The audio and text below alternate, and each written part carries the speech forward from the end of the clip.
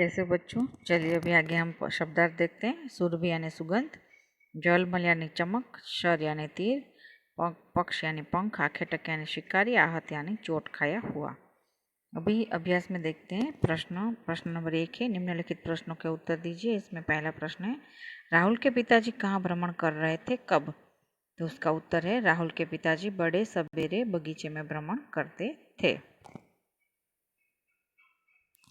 आखेटक ने राहुल के पिताजी से क्या मांगा?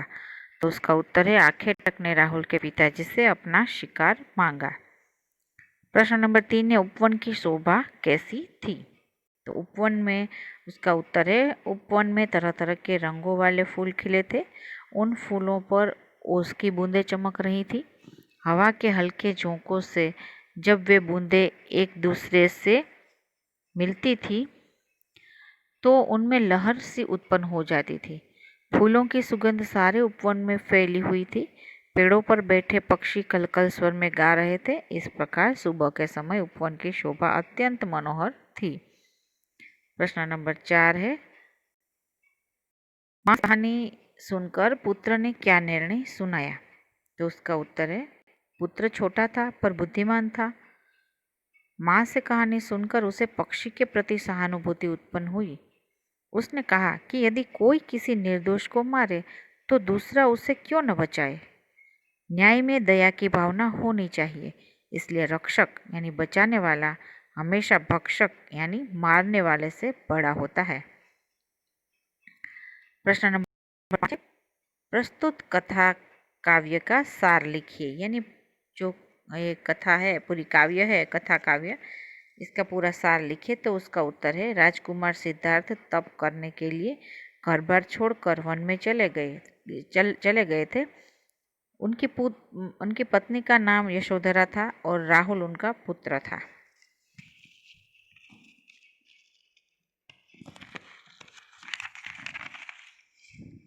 एक दिन नन्हे राहुल ने माँ से कहानी सुनाने का आग्रह किया। तब यशोधरा ने उसे सिद्धार्थ के बचपन की एक घटना सुनाई। एक सुबह सिद्धार्थ बगीचे में टहल रहे थे। अचानक बाण से घायल एक हंस उनके पास आकर गिरा। सिद्धार्थ ने उसे उठा लिया।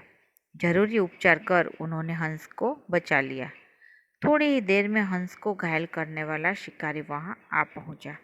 उसने राजकुमार सिद्धार्थ से अपना शिकार मांगा। सिद्धार्थ ने उसे हंस देने से साफ इनकार कर दिया। शिकारी बोला, यह हंस मेरे बाणों से घायल हुआ है, इसलिए यह मेरा है। सिद्धार्थ ने कहा, मैंने इसे बचाया है, इसलिए इस हंस पर मेरा अधिकार है। दोनों में हंस को लेकर विवाद छिड़ गया। अंत में मामला न्यायालय में पहुंचा। यशोधरा ने राहुल को इतनी कहानी सुनाकर राहुल से कहा, अब तू बता कि घायल हंस पर किसका अधिकार होना चाहिए। राहुल ने कहा, इस मामले में न्याय दया के पक्ष में होना चाहिए। जिसने घायल हंस को बचाया उसको हंस मिलना चाहिए, क्योंकि बचाने वाला मारने वाले से बड़ा होता है। माँ ने बेटे की प्रशंसा करते हुए कहा, तूने कहानी सुनी ही नहीं, उस पर विचार भी किया। तुझसे ऐसे ही न्याय की अपेक्षा थी। यह पूरा कथा सार है।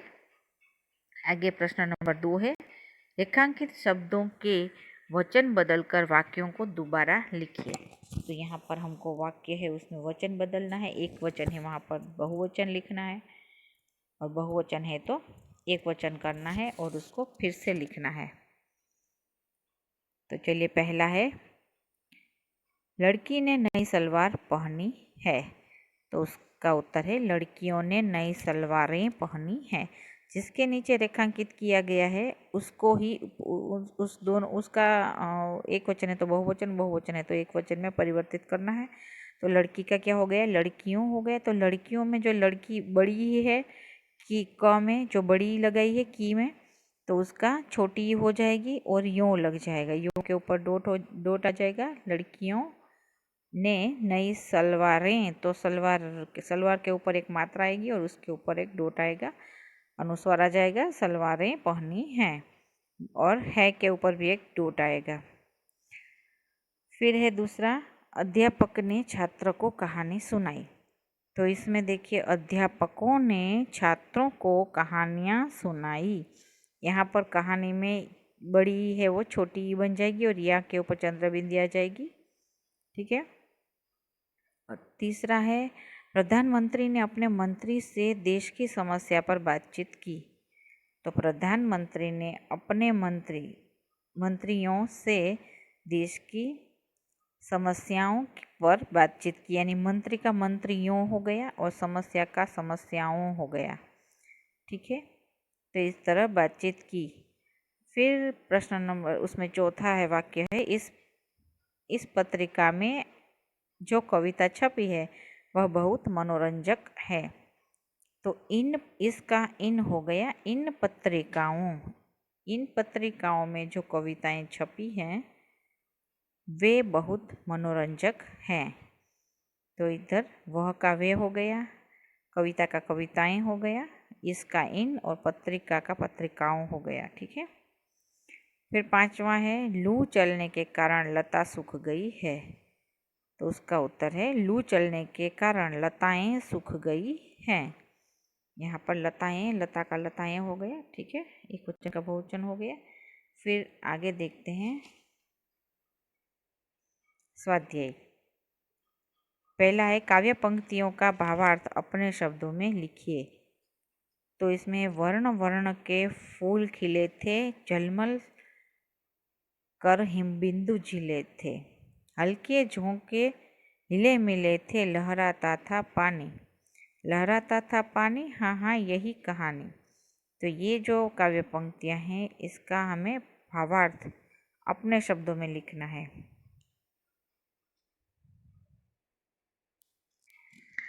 तो इसका भावार्थ है बगीचे में तरह तरह के रंगों वाले फूल खिले थे, उन पर ओस की बूंदें चमक रही थी, हवा के हल्के हल्के झोंकों से फूल हिल रहे थे, उन पर ओस का पानी लहराता था। राहुल ने पूछा, क्या उन पर पानी लहराता था? हाँ माँ, मुझे यही कहानी सुननी है। यह इसका भावार्थ है। तू है हठी मानधन मेरे, सुन उपवन में बड़े सवेरे, तात भ्रमण करते थे तेरे, जहाँ सुर भी मनमानी। जहाँ सुर भी मनमानी, हाँ माँ यही कहानी। तो उसका भावार्थ है मेरे बेटे तू बहुत जिद्दी है। अच्छा तो सुन। एक दिन बड़ी सुबह तेरे पिता बगीचे में घूम रहे थे। उस समय वातावरण में मनपसंद खुशबू फैली हुई थी।